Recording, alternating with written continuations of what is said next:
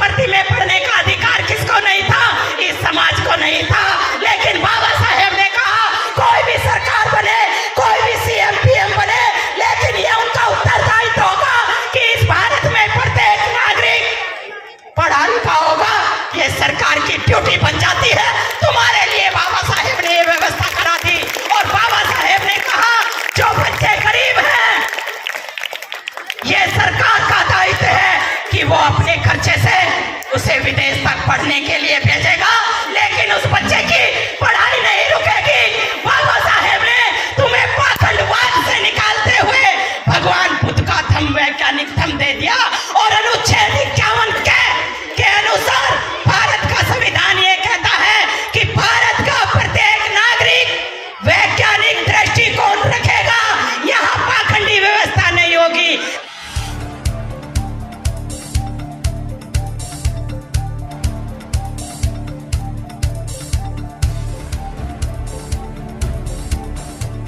तो ये शोरगुल बंद हो जाए और अपनी बात शुरू करने से पहले एक नारा आज मनुस्मृति अहम दिवस है वास्तव में, जिसे बौद्ध महोत्सव के रूप में मनाया जा रहा है।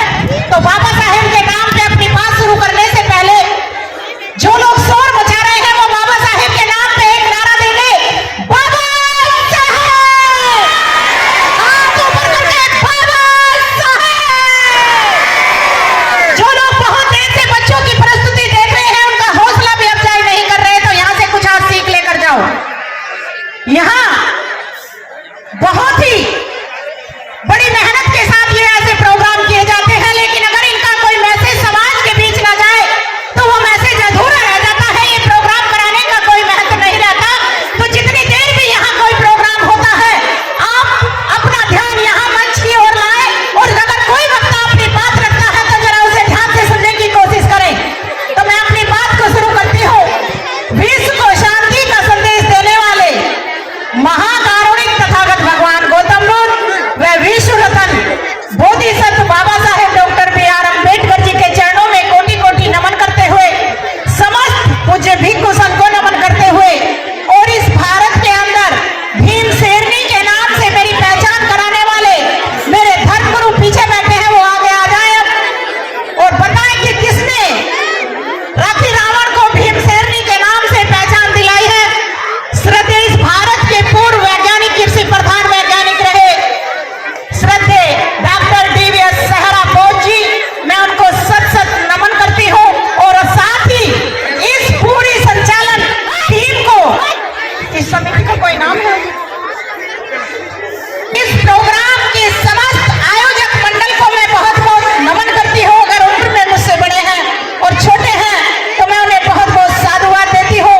और जितने भी लोग यहाँ सामने बैठे हैं, मेरा सभी को क्रांतिकारी नमो बुद्धाय जय, हाथ ऊपर करके नमो बुद्धाय जय। भीम की आवाज सामने से मुझसे ज्यादा आनी चाहिए। एक बार फिर बोलो जय जय। बहुत बहुत धन्यवाद।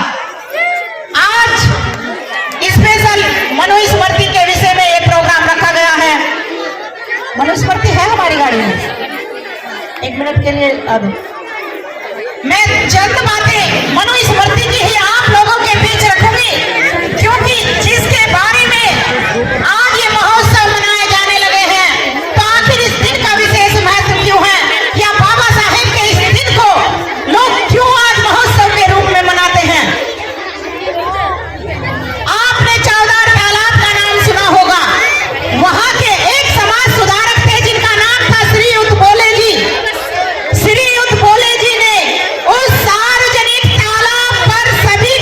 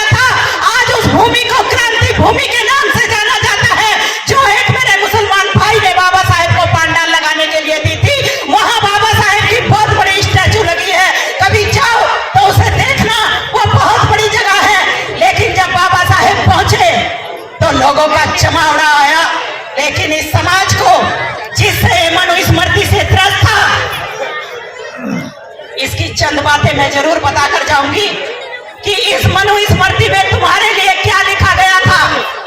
आखिर बाबा साहेब ने अपने जीवन के 65 साल तुम्हें क्यों दिए? आखिर बाबा साहेब ने अपने 4 बच्चे तुम्हारे लिए क्यों बलिदान कर दिए? आखिर बाबा साहेब ने अपना तमाम जीवन तुम्हारे लिए क्यों बलिदान कर दिया?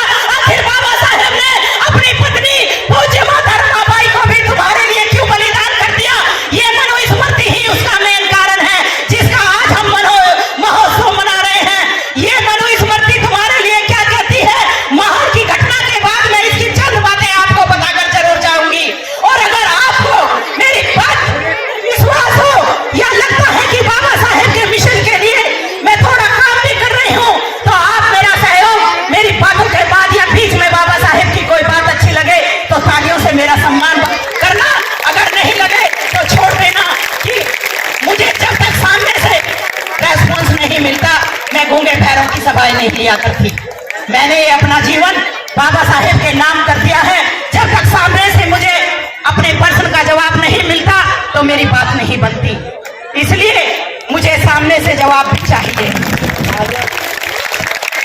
बाबा साहेब जब वहां जाते हैं तो ये समाज जो आज सुंदर सुंदर कपड़े पहने नजर आ रहा है, कुर्सियों पर बैठा हुआ नजर आ रहा है, ये इतना सुंदर सुंदर प्रोग्राम ये बच्चे कर जा रहे हैं, ये बच्चे नग्न अवस्था में आए, महिलाएं नग्न अवस्था में आई, इस समाज के पुरुष लंगोटी धारण करके आए, उनकी आंखों से ढीढ़ बह रहा था, उनकी मां मुंह से लाल टपक रही थी। जब बाबा साहेब ने इस समाज के लोगों को देखा तो बाबा साहेब वहां बहुत रोए और अपने समाज के अंदर सम्मान, स्वाभिमान और जोश भरने के लिए वहां उन्होंने एक जोशपूर्ण भाषण दिया और उन्होंने कहा, अरे तुम्हारे दीनहीन चेहरे देखकर, ये जरा ध्यान से सुनना, बाबा साहेब के दिल पर चोट थी, वो रोते थे आपके लिए, वो हर पल जागते थे आपके लिए, हर पल मर गए वो आपके लिए।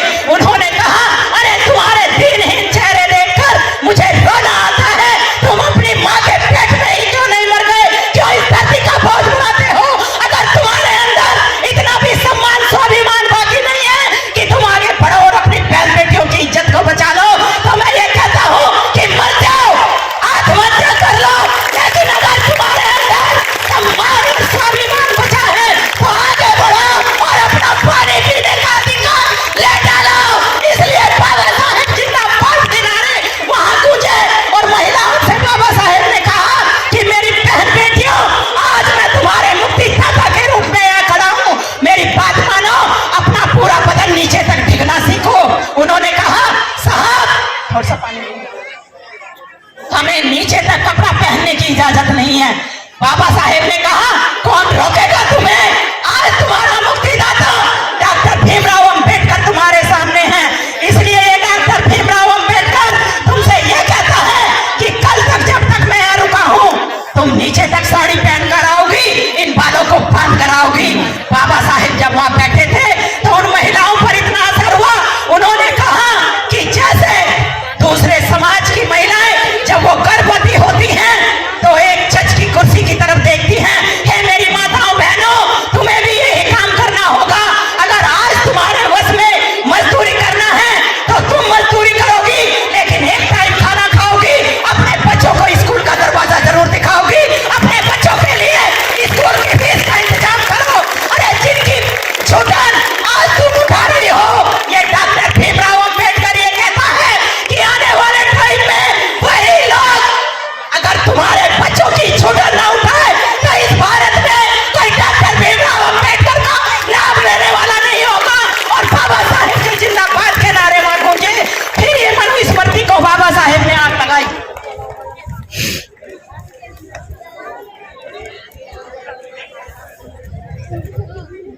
इस मनुस्मृति को बाबा साहेब ने पंडाल में आग लगवाई। अभी मेरी एक बहन कह रही थी जब हम यहाँ पर आए थे कि बाबा साहेब ने इस मनुस्मृति को आग लगवा दी बाबा साहेब ने इस मनुस्मृति को आग। तालाब पर जाने से पहले बाबा साहेब ने कहा कि मेरे समाज की हर जगह यही दशा है, मेरे पास न जाने ऐसे कितने पत्र आते हैं, मैं अकेला कहां कहां जाऊं, इसलिए मैं उस पेड़ के फल को नहीं तोड़ूंगा, मैं उस पेड़ की जड़ को ही काट डालूंगा जिस पर ये छुआछूत का फल पनपता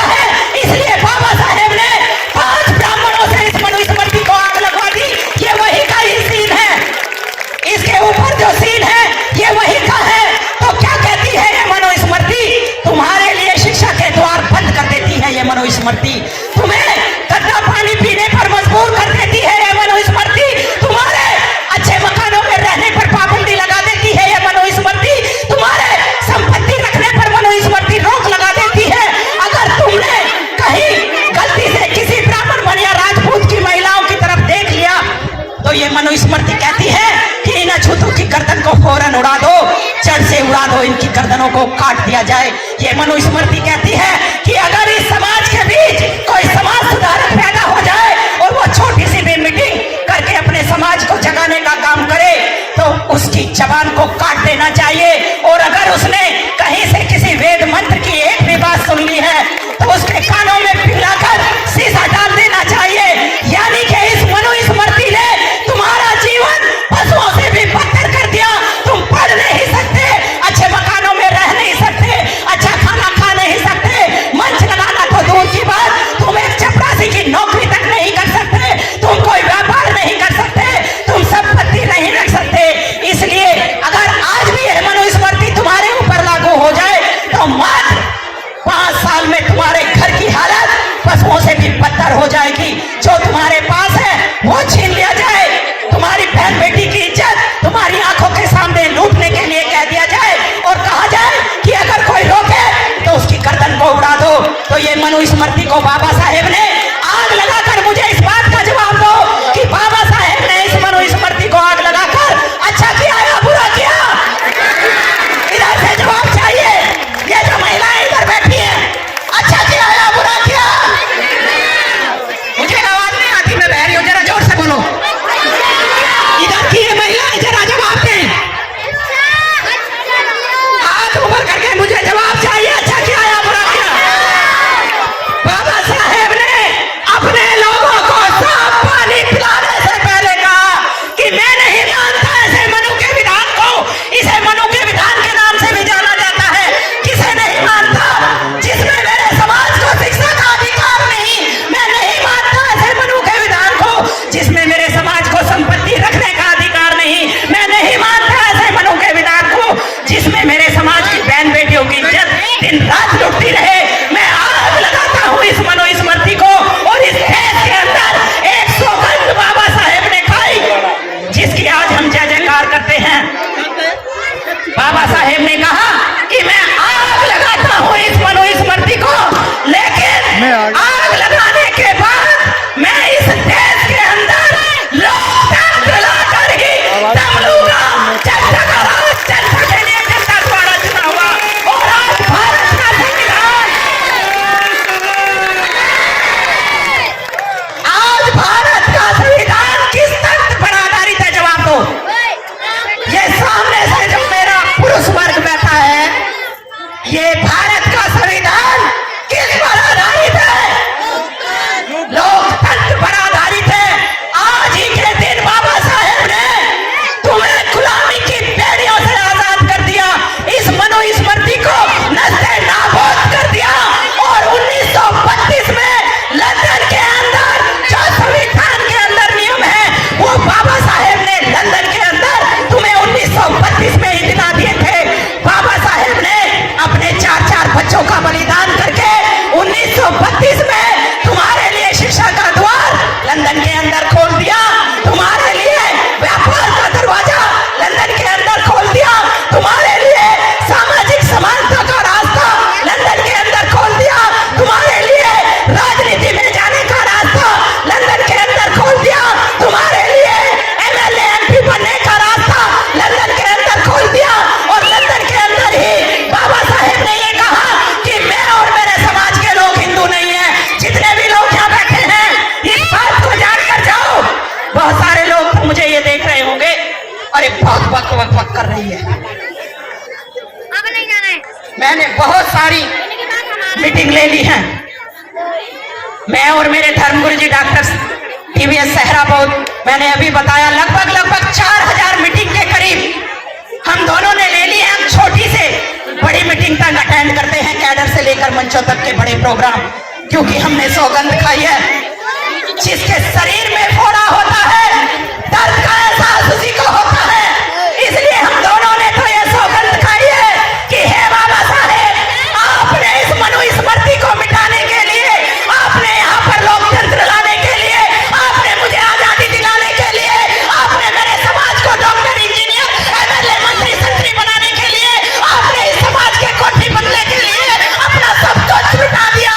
लेकिन हे बाबा साहेब, हम भी ये सौगंध खाते हैं कि जब तक ये हमारा जीवन है हम तुम्हारे साथ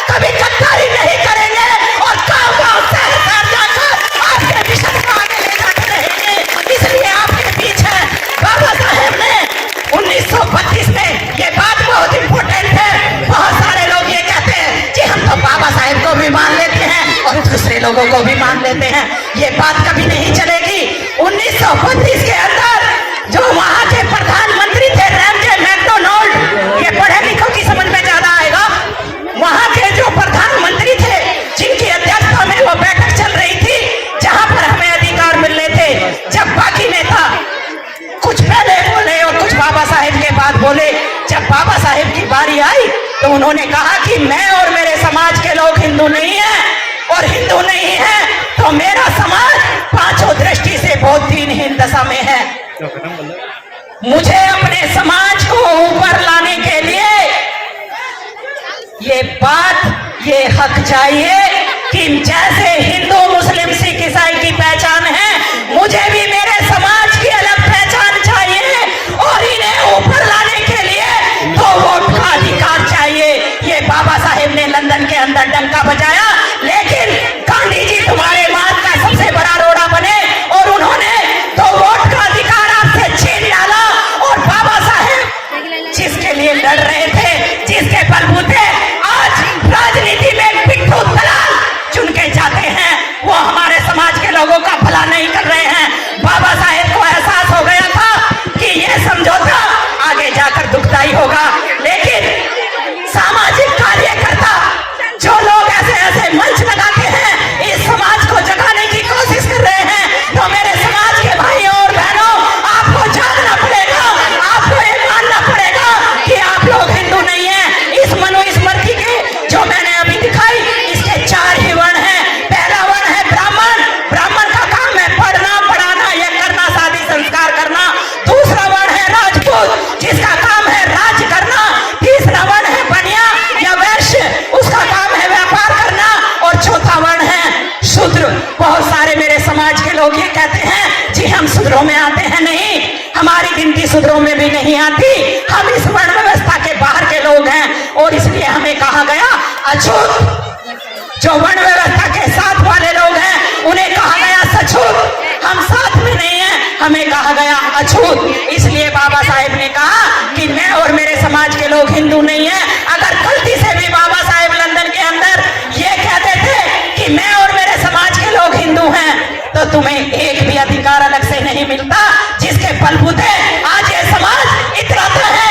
ना तुम्हें स्कॉलरशिप मिलती, ना तुम्हें रिजर्वेशन मिलता, ना राजनीति में कोटा मिलता, ना नौकरियों में कोटा मिलता, और तुम वहीं के वहीं पड़े रह जाते। अरे एहसान मानो बाबा साहेब का कि वो इस समाज में पैदा हो गए और तुम्हें इस देश का शासक बाबा साहेब बनाकर चले गए। लेकिन ये नमक हराम समाज,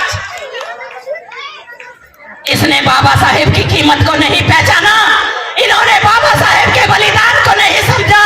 आज अगर मैं ये कहूं कि कोई अपना एक बच्चा समाज के लिए बलिदान कर सकता है, नहीं कर सकता, लेकिन बाबा साहेब का जब तीसरा बेटा, मुझे यहाँ नहीं पता किसी ने बताया है या नहीं बताया, लेकिन जब बाबा साहेब का तीसरा बेटा गंगाधर मरा, तो बाबा साहेब के घर में इतना भी कफन नहीं था कि माता रमाबाई अपने बेटे के शरीर को नए कपड़े में ढक सकती।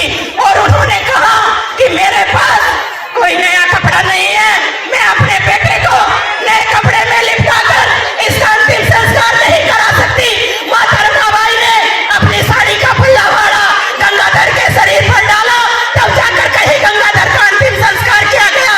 बाबा साहेब ने अपने जान से प्यारे बेटे राजरतन को भी बलिदान कर दिया। इस राजरतन को बाबा साहेब ये कहते थे कि राजरतन मेरी आंखों का तारा है, और जिसकी आंखों का तारा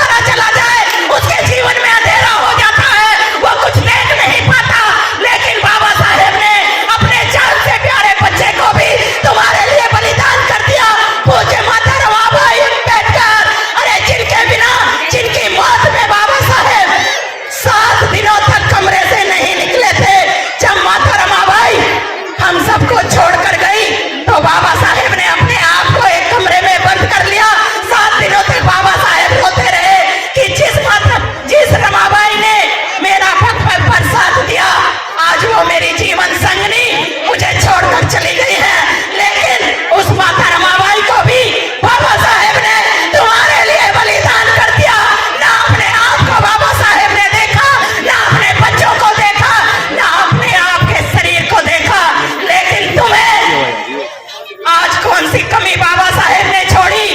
ये भारत के संविधान के कुछ आर्टिकल मेरे पास लिखे हुए हैं। इस संविधान का आर्टिकल नंबर 13 पढ़ लेना। जो अत्याचार तुम्हारे साथ होता था, जो पाखंडवाद में ये समाज उठता था, बाबा साहेब ने इस संविधान में कह दिया कि आर्टिकल नंबर 13 शून्य घोषित हो जाते हैं। यानी कि इस देश के अंदर जितनी भी पाखंडी व्यवस्था चल रही है वो बाबा साहेब ने शून्य घोषित करा दी।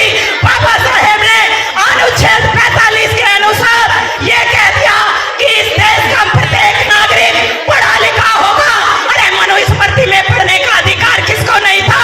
इस समाज को नहीं था। लेकिन बाबा साहेब ने कहा कोई भी सरकार बने, कोई भी सीएम पीएम बने, लेकिन ये उनका उत्तरदायित्व होगा कि इस भारत में प्रत्येक नागरिक पढ़ा लिखा होगा। ये सरकार की ड्यूटी बन जाती है। तुम्हारे लिए बाबा साहेब ने ये व्यवस्था करा दी। और बाबा साहेब ने कहा जो बच्चे गरीब हैं, ये सरकार का दायित्व है कि वो अपने खर्चे से उसे विदेश तक पढ़ने के लिए भेजेगा, लेकिन उस बच्चे की पढ़ाई नहीं रुकेगी। बाबा साहेब ने तुम्हें पाखंडवाद से निकालते हुए भगवान बुद्ध का धम्म वैज्ञानिक धम्म दे दिया। और अनुच्छेद 51 के अनुसार भारत का संविधान ये कहता है कि भारत का प्रत्येक नागरिक वैज्ञानिक दृष्टिकोण रखेगा। यहाँ पाखंडी व्यवस्था नहीं होगी। लेकिन मेरे समाज की बहन बेटी तो पाखंड की बात ही ज्यादा है।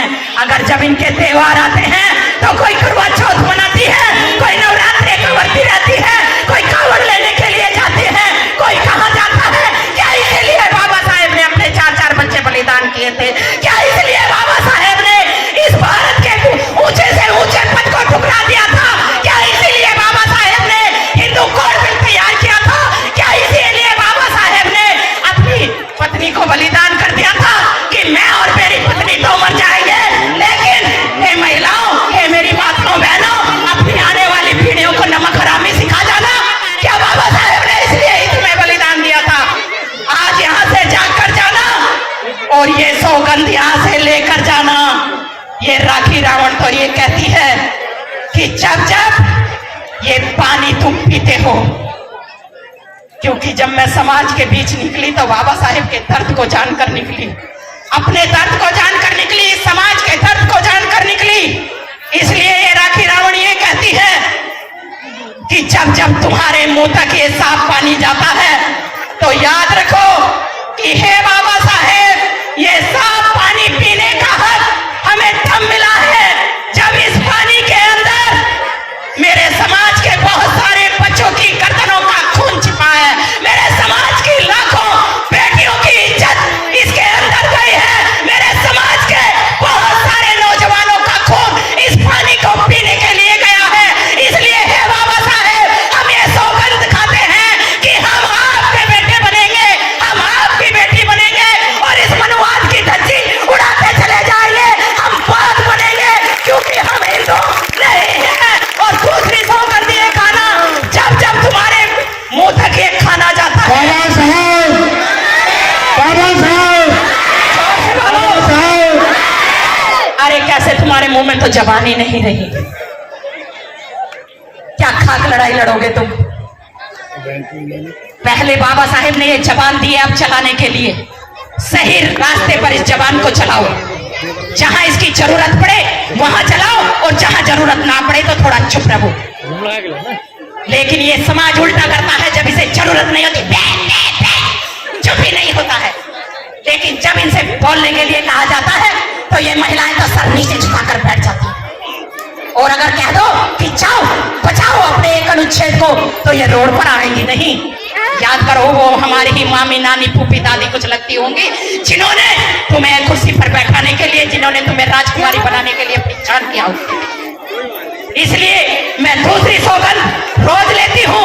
जब जब मैं ये राजभोज खाती हूँ तो याद रखो कि हे बाबा साहेब, जब आप लंदन के अंदर पढ़ रहे थे, 24 घंटे में से 18 से 21 घंटे पढ़ रहे थे, आप एक टाइम खाना खाते थे और दूसरे टाइम मात्र सूखी ब्रेड का टुकड़ा उसमें भिगोकर खाते थे। इसलिए हे बाबा साहेब, आप भूखे रहे लेकिन आपने मेरे मुंह तक ये राजभोज पहुंचा दिया है। इसलिए हे बाबा साहेब,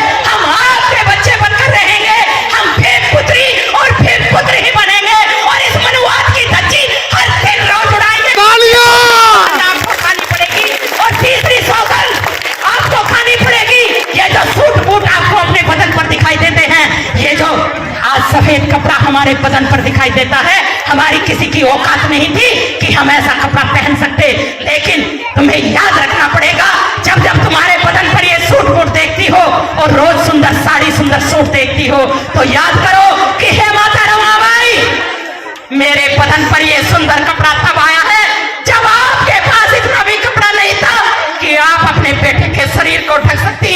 इसलिए हे माता रमाबाई, आपने मेरे लिए बलिदान दिया है, लेकिन हे माता रमाबाई, मैं ये सौगंध खाती हूँ कि मैं आपकी बेटी हिंदू बनूंगी और आपके मिशन को, आपके बलिदान को गाँव-गाँव शहर-शहर पहुंचाऊंगी कि मेरी माता भीमाबाई, मेरी माता रमाबाई, मेरी माता सावित्रीबाई फुले जैसा कोई नहीं है, मेरे मसीहा बाबा साहेब जैसा कोई नहीं है, हमारे भगवान बुद्ध जैसा धर्म दुनिया में कोई नहीं है।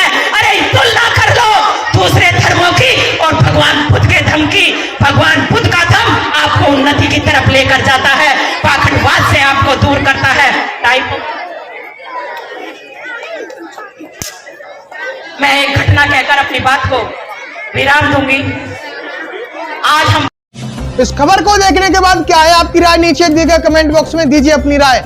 ऐसी तमाम बड़ी खबरों को देखने के लिए जुड़े रहिए हमारे साथ। खबर अच्छी लगे तो लाइक कीजिए और शेयर कीजिए, और हाँ, चैनल को सब्सक्राइब कर घंटे वाली बटन को दबाना ना भूलिए। फिर आते हैं आपके बीच कुछ खास खबरों के साथ।